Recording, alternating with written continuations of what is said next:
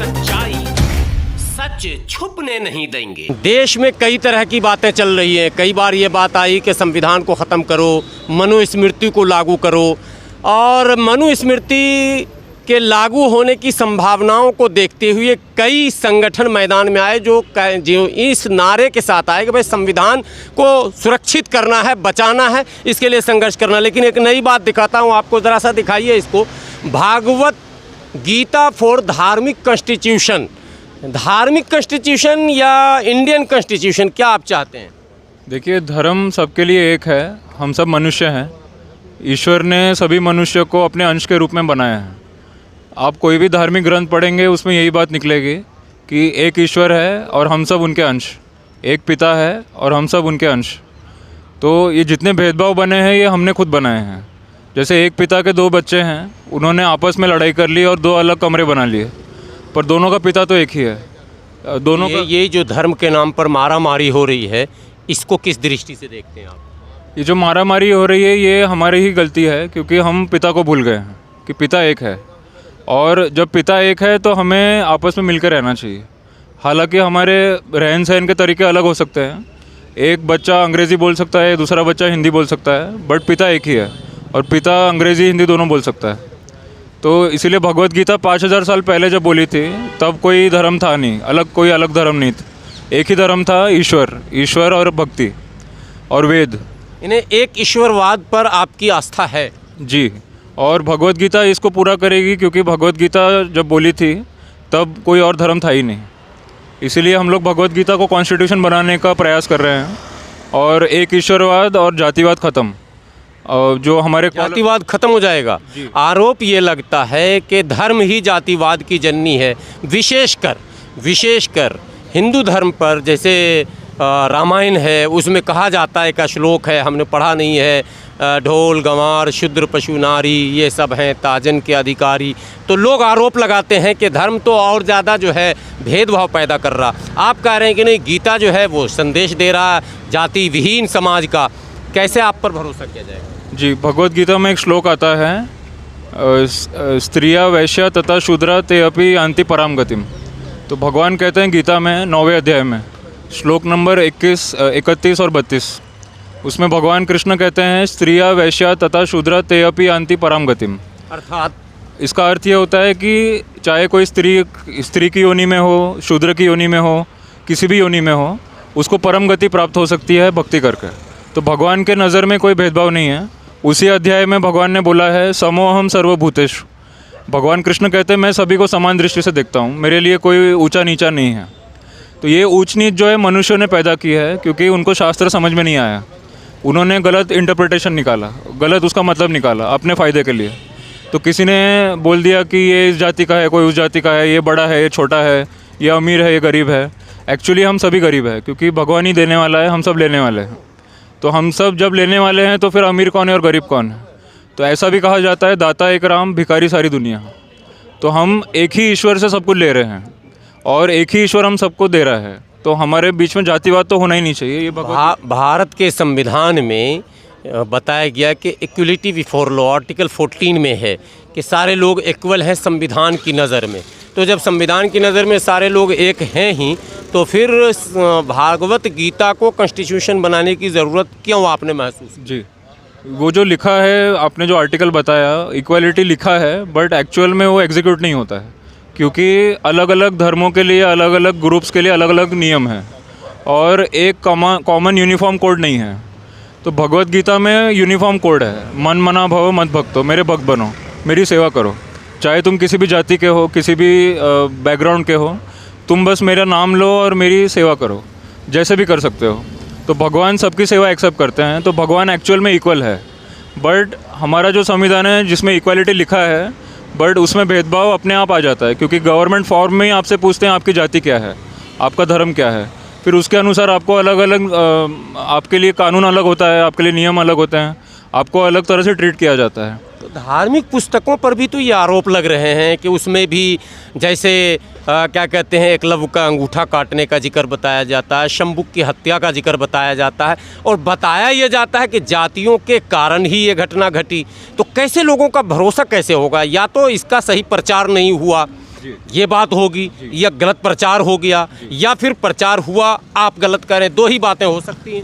जी देखिए, प्रचार गलत हुआ है ये सच बात है। आपने शंभू का और एकलव्य का नाम लिया।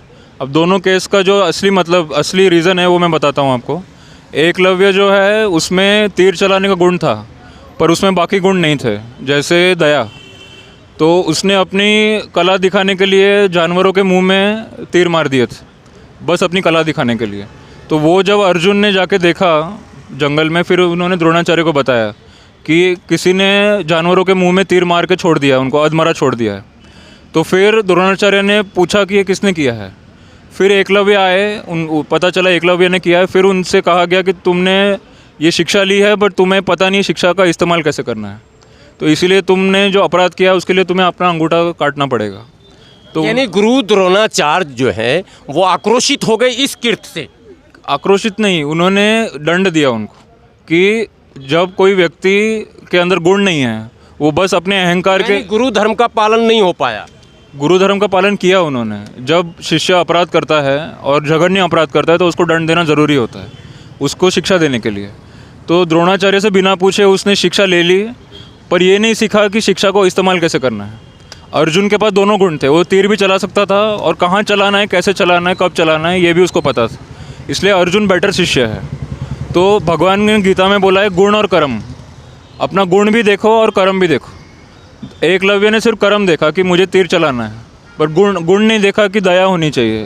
बहुत अच्छा आपने डिफाइन किया। शंभुक के ऊपर क्या कहेंगे आप? शंभुक का भी रीज़न ये था, शंभुक का जो इरादा था, शंभुक का इरादा था उसको इंद्रदेव की जगह लेनी थी स्वर्ग में। तो उसका इरादा कोई पाक या नेक नहीं था, उसको शक्ति चाहिए थी, उसको अपना अहंकार था, उसको बड़ी जगह चाहिए थी। तो इसीलिए राम भगवान को उसे मारना पड़ा, क्योंकि उसकी वजह से सारा जो सृष्टि का चक्र है वो खराब हो जाता। जो योग्य व्यक्ति ऊपर बैठा है उसको नीचे गिराने के लिए उन्होंने तपस्या की थी, तो इसीलिए उनको मारना पड़ा। तो धार्मिक पुस्तकों में श्रवण कुमार का भी जिक्र आता है। श्रवण कुमार अपने अंधे माता पिता को यात्रा पर ले जा रहे हैं, चारों धाम की यात्रा कराएंगे इत्यादि इत्यादि, और महाराजा दशरथ के तीर से उनकी हत्या हो जाती है दुर्भाग्यपूर्ण। कहा जाता है कि उनके माता पिता ने जो है श्राप दिया था, जिसके कारण वो वनवास वगैरह हुआ।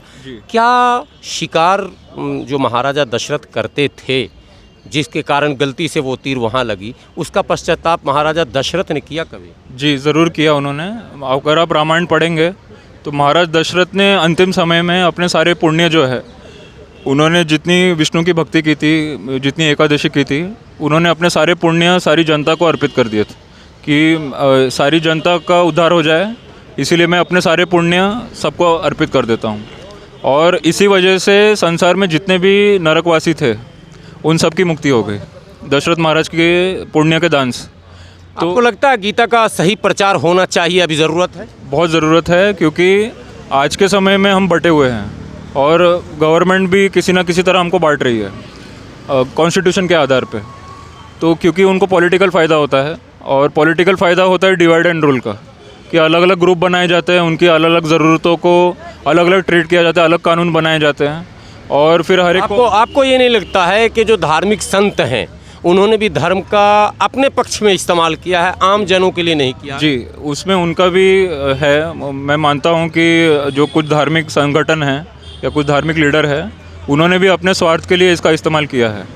तो भगवत गीता में जो शिक्षा मिलती है, कर्मण्येवाधिकारस्ते मा फलेषु कदाचन, फल के लिए नहीं करना है, तो ये शिक्षा धर्म स्वार्थ करना है। जी, तो धर्म गुरुओं पे भी ये लागू होता है और गवर्नमेंट पे भी लागू होता है, सभी पे लागू होता है। तो सभी को निस्वार्थ रूप से करना है, डिवाइड एंड रूल नहीं करना है।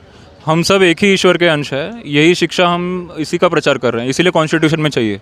आप धर्म और जाति के कॉलम हटा दीजिए, आप गुण और कर्म के आधार पे करिए, तो इंडिया जो है विश्वगुरु सचमुच बन जाएगा।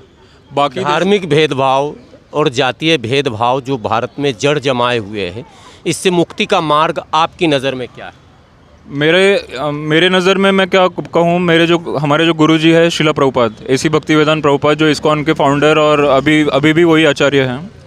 तो प्रभुपाद जी ने बात बोली है कि भक्ति ईश्वर का नाम, हरेर नाम हरेर नाम एवं केवलम, हरि का नाम, ईश्वर का नाम, भगवान का नाम और ईश्वर की सेवा, इससे मन साफ हो जाता है। मन में जो मैल है, आपस में जो बैर है वो ख़त्म हो जाता।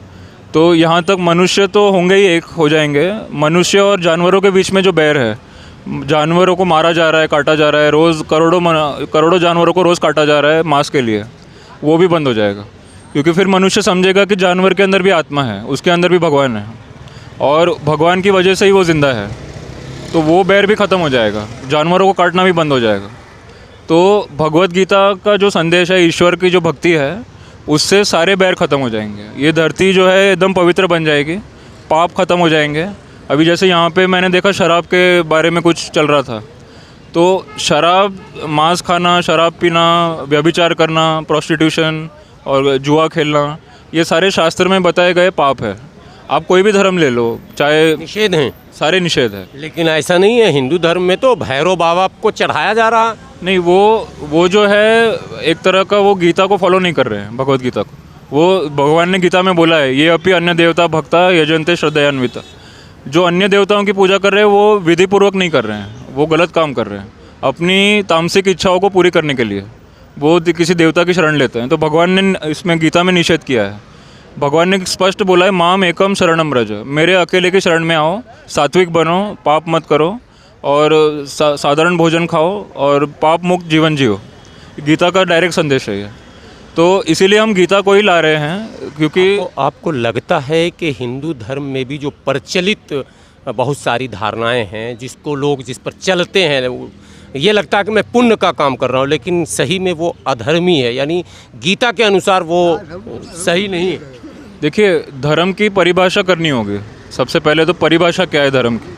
श्रीला प्रभुपाद जी कहते हैं, धर्म का मतलब है ईश्वर मालिक है, मैं दास हूँ।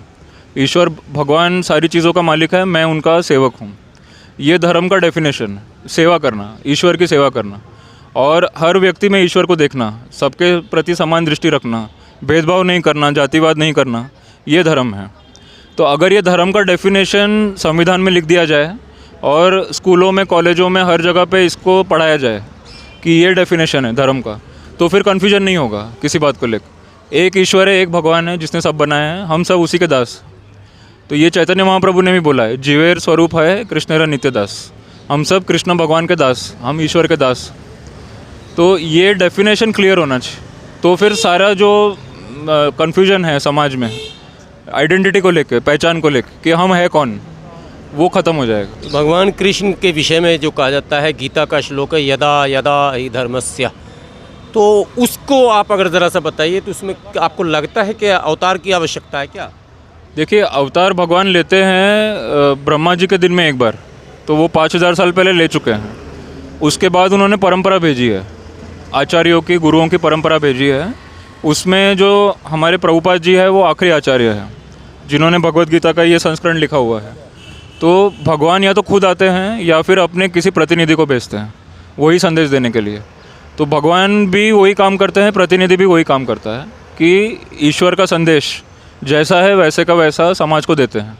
इसीलिए ये गीता जो है यथारूप है, जैसी भगवान ने बोली थी 5000 साल पहले, परंपरा से वैसे ही हमको प्राप्त हुई। तो अगर इसको भी अगर हम संविधान में अभी रख देंगे और इसको फॉलो करेंगे तो समाज में शांति फैलेगी। कभी प्रधानमंत्री जी से आपने भेंट किया? हमारे प्रधानमंत्री आए हुए अतिथियों को, जो बाहर से आते हैं, उनको गीता भेंट करते हैं, ये एक बात हो गई। दूसरी बात ये कि हमारे प्रधानमंत्री कट्टर हिंदू छवि के कहे जाते हैं और वर्तमान सरकार भी हिंदू हितैषी कही जाती है, और अदालतों में भी गीता पर जो है हाथ रखकर गवाह अपनी बात शुरू करता है। ऐसे में गीता का मतलब दुरुपयोग कहा जाए या ये सदुपयोग हो क्या रहा? आप लोग कभी बात की है सत्ता से, सरकार से? जी, मैं इसीलिए मैं यहाँ जंतर मंतर में आया हूँ, क्योंकि भगवत गीता का केवल पॉलिटिकल इस्तेमाल किया गया है, उसको खोल के कभी पढ़ा नहीं गया है, ना कोर्ट के अंदर, ना संसद के अंदर, ना ही प्रधानमंत्री ने पढ़ा है, ना उनके पहले किसी ने पढ़ा है। वो केवल गीता के नाम का और उसके जो आकर्षण है, गीता के नाम से लोग आकर्षित होते हैं, उसका पॉलिटिकल फ़ायदा उठाया जाता है। बट गीता के अंदर जो बातें लिखी है उसको अप्लाई नहीं किया जाता। मेरा एक सीधा प्रश्न है प्रधानमंत्री जी को कि अगर वो गीता का प्रचार कर रहे थे 2014 में, तो अभी क्यों नहीं कर रहे हैं? और दूसरा प्रश्न ये है कि अगर गीता उन्होंने पढ़ी है तो गीता में तो कपड़ों से कभी किसी को पहचाना नहीं जाता, गीता में आत्मा की बात। तो हमारे प्रधानमंत्री कपड़ों से क्यों पहचान करते हैं कि कोई व्यक्ति इस धर्म का है, कोई व्यक्ति उस धर्म का है? अगर वो सचमुच गीता के फॉलोअर हैं तो उन्होंने भेदभाव नहीं करना चाहिए। लीडर का क्वालिटी नहीं है ये हमारे गुरुजी प्रभुपाद ने बोला है। लीडर सबको समान दृष्टि से देखता है, वो उसके कर्म देखता है, उसके गुण देखता है। अगर किसी व्यक्ति ने गलत काम किया है तो उस पर कार्रवाई होनी चाहिए, उसके कपड़े नहीं देखने हैं। वो कोई भी कपड़े पहन के गलत काम कर सकता है, वो तिलक पहन के भी गलत काम कर सकता है, वो टोपी पहन के भी गलत काम कर सकता है। तो कपड़ों से हम पहचान नहीं कर सकते, ये गीता की शिक्षा नहीं है। तो गीता को सबसे पहले तो पॉलिटिकल माइलेज के लिए, पॉलिटिकल फ़ायदे के लिए इस्तेमाल करना बंद कर दिया जाए। गीता को खोल के पढ़ा जाए। जिन्होंने गीता पढ़ी है, जो गीता के एक्सपर्ट है, उनके माध्यम से कानून बनाया जाए और जातिवाद ख़त्म किया जाए, तो फिर देश का असली प्रोग्रेस होगा। इसको अगर आप सिर्फ पॉलिटिकल यूज़ करोगे तो फिर इसका कोई फ़ायदा नहीं है। तो मैं अगर आपसे कहूं कि मुझे भी शौक़ है कि पढ़ने का, गीता का अध्ययन किया जाए, देखा जाए इसमें क्या क्या है, तो क्या आपकी तरफ से ये गिफ्ट भी दिया जाता है क्या? जी, ये मैं गिफ्ट ही देने के लिए आया हूँ। अभी मैंने 2 लोगों को दिया। चलिए, आप एक पत्रकार को भी गिफ्ट देंगे। धर्म दरअसल धारण करने की चीज़ है। दुर्भाग्य से भारत में जितने भी धर्म हैं, चाहे वो हिंदू हो, इस्लाम हो, बौद्धिज़्म हो, क्रिश्चियनिटी हो या सिखिज़्म हो, त्रुटियां सबों में पाई जा रही हैं। और जो धार्मिक गुरु हैं, उनका आघोषित उस पर कब्जा हो गया है और व्यक्तिगत लाभ के लिए धर्म को अपने अपने दृष्टि से परिभाषित करते चले जा रहे हैं, जबकि धर्म केवल धारण करने की चीज़ है और वो व्यक्ति के अंदर होना चाहिए और वो दिखना चाहिए। लेकिन धर्म, जो अभी इन्होंने कहा कपड़े से दिख रहा धर्म, लेकिन उनके कर्मों से, उनके क्रियाकलापों से, उनके शब्दों से और उनकी तमाम गतिविधियों से और उनके दिनचर्या से धर्म नहीं झलक रहा। यही कारण है कि भारत में धर्म एक मुसीबत बनता चला जा रहा है और आए दिन धर्म के नाम पर लोग एक दूसरे को मारने और काटने को आतुर है, जबकि धर्म शांति का संदेश दे रहा और सत्यमार्ग का दर्शन करा रहा। बने रहें आप पल पल हमारे साथ। मैं आपको इसी तरह से ऐसे ही ज्ञानियों को ढूंढ कर आप तक पहुंचाने की कोशिश करूंगा। वीडियो को ज़्यादा से ज़्यादा शेयर करेंगे और अब तक अगर आपने देश की सच्चाई को सब्सक्राइब नहीं किया, प्लीज़ सब्सक्राइब ज़रूर कर लेंगे। शुक्रिया।